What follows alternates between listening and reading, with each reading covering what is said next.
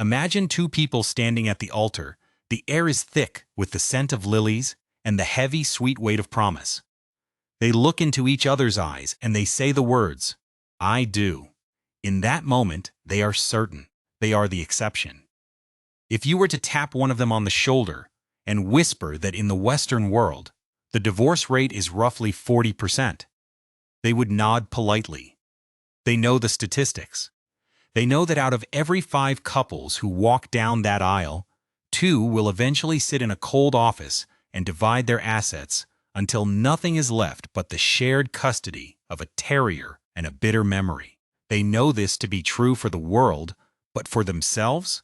When you ask these same newlyweds about the likelihood of their own marriage ending in a courtroom, they give you a very specific number: 0%.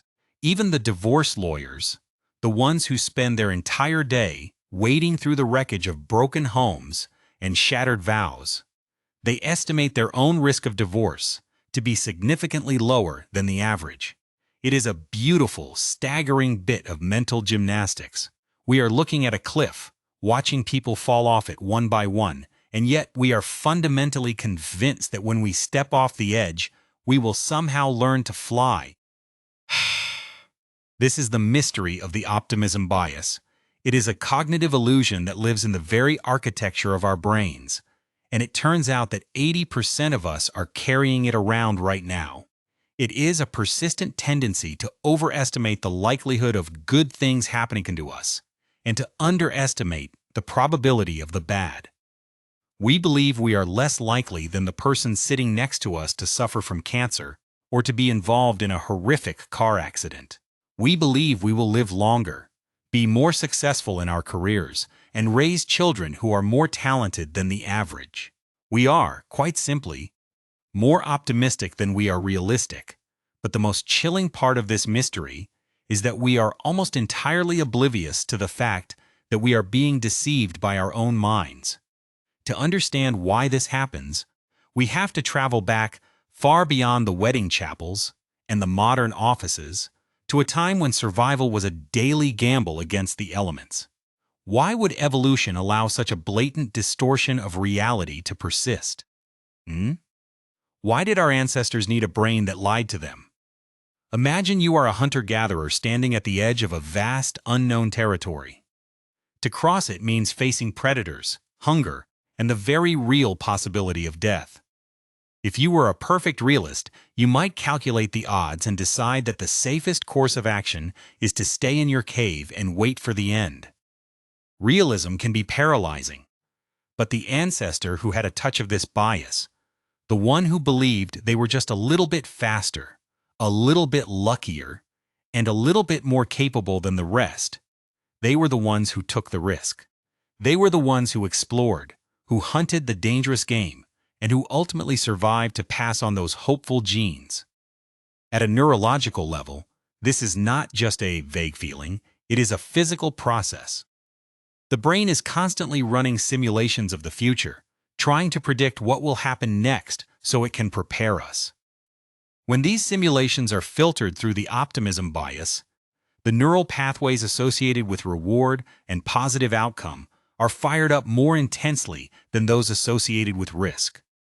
We are hardwired to prioritize the light at the end of the tunnel, even if we have to ignore the cracks in the walls to see it. It is an evolutionary engine designed to keep us moving forward in a world that is often indifferent to our survival. Think about your daily habits, something as mundane as your morning commute. Imagine you are getting into your car. Statistically, driving is one of the most dangerous things you will do all day. Yet, if you are like most people, you rate yourself as an above-average driver. This is a statistical impossibility. We cannot all be better than everyone else. But if we believed we were merely average, or heaven forbid, below average, the anxiety of merging onto a high-speed highway might be too much to bear. So, our brain gives us a little nudge, a little whisper that says, "You are good at this, you are safe." But this same mechanism operates on a high-stakes, systemic level as well. Consider the massive, multi-billion-dollar tech giants or the architects of historical empires.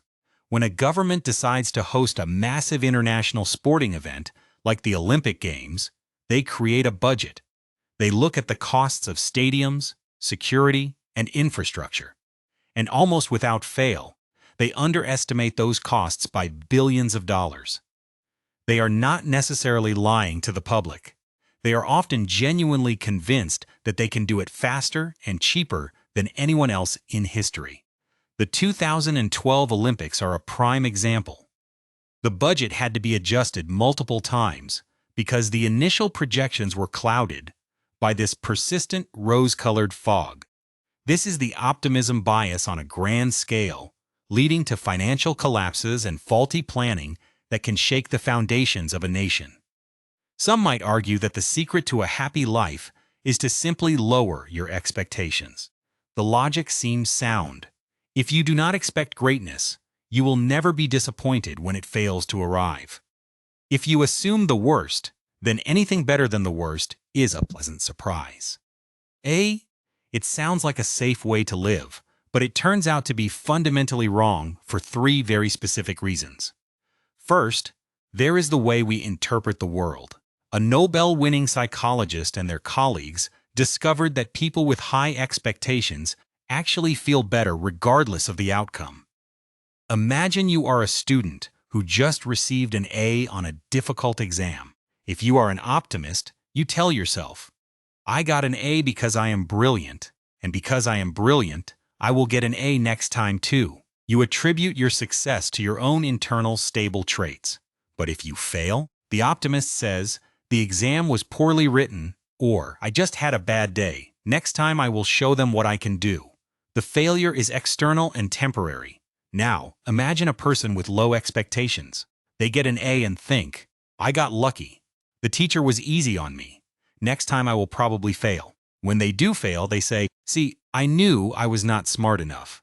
They feel worse in both scenarios because their expectations shape their reality in a way that minimizes joy and maximizes pain. Second, there is the power of anticipation. A behavioral economist once conducted a fascinating experiment where they asked students how much they would pay to get a passionate kiss from a celebrity. You might think people would pay the most to get that kiss right now, this very second. Oh, but they did not. They were willing to pay the most to receive the kiss in 3 days. They were willing to pay extra just to wait. Why? Because those 3 days are filled with the thrill of the wait, the jittery anticipation, the mental movies of how it will happen. Once the kiss is over, it is a memory. But the wait is a lived experience of joy. This is why many of us prefer Friday to Sunday. On Friday, you have the entire weekend of possibility stretching out before you. On Sunday afternoon, even if you are relaxing in a park, the shadow of the work week is already starting to fall over you. Optimists spend more of their lives in that state of happy anticipation. They expect more kisses and more sunny afternoons in their future. And that expectation alone raises their baseline of well-being. Finally, optimism acts as a self-fulfilling prophecy. It changes objective reality. In controlled experiments, optimism has been shown to lead to greater success in academia, in sports, and even in politics. If you believe you can win, you practice harder, you stay focused longer, and you inspire those around you. Perhaps the most surprising benefit is in our very cells. When we expect a bright future, our stress and anxiety levels drop. Our immune systems function better. Hope is not just a metaphor, it is a biological advantage. But how do we maintain this bias when reality is constantly hitting us in the face? As a researcher peering into the brain, this is the most baffling part of the mystery. According to most models of learning, when your expectations are not met, you should update your beliefs. If you think your risk of a car accident is 0, and then you get into a fender bender, your brain should theoretically say, okay, my risk is actually higher than I thought. But that is not what happens. In the lab, we put people into a brain imaging scanner, a large humming machine that allows us to see which parts of the brain are working in real time. We ask them to estimate their likelihood of experiencing something terrible, like cancer or identity theft. Then, we gave them the actual statistics for someone of their age and background. For cancer, the average risk is about 30%. If someone told us they thought their risk was 50%, and we told them the good news that it was actually only 30%, they learned instantly. The next time we asked, they lowered their estimate. Their brain, specifically a region called the left inferior frontal gyrus, responded fiercely to that positive information. However, if someone thought their risk was only 10%, and we gave them the bad news that it was actually 30%, something strange happened.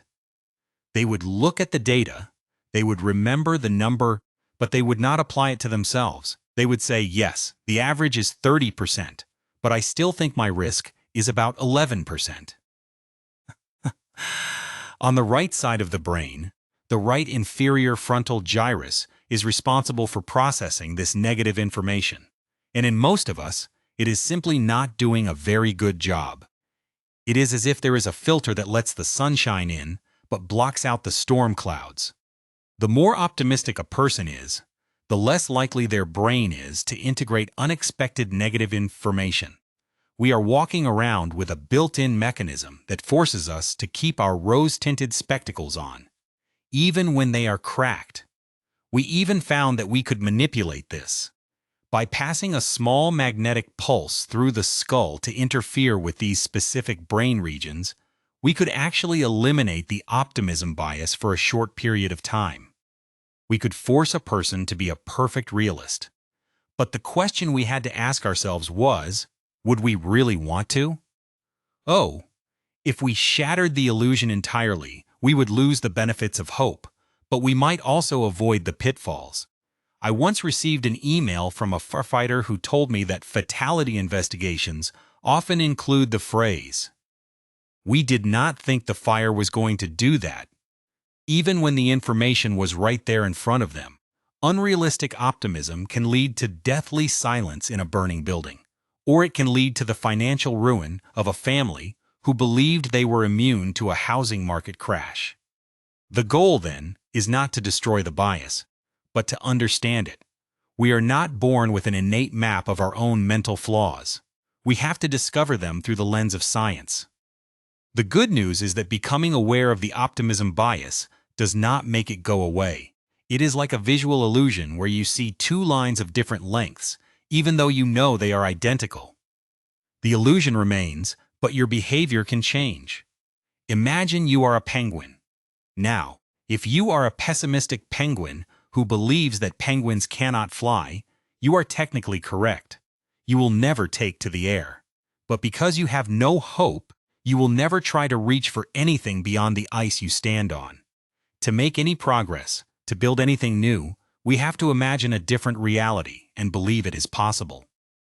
But if you are an extreme, blindly optimistic penguin who hurls themselves off a cliff hoping for the best, you are going to be in a lot of trouble when you hit the ground.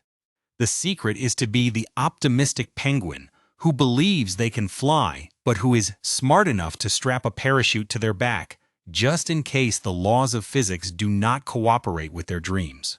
We need the hope to move forward, but we need the parachute of knowledge to protect us from the fall. So, I invite you to take a moment today. Audit your own brain. Where are you being a bit too certain? Where are you ignoring the statistics because you feel like the exception to the rule? Recognize the bias, embrace the hope, but for heaven's sake, check your parachute.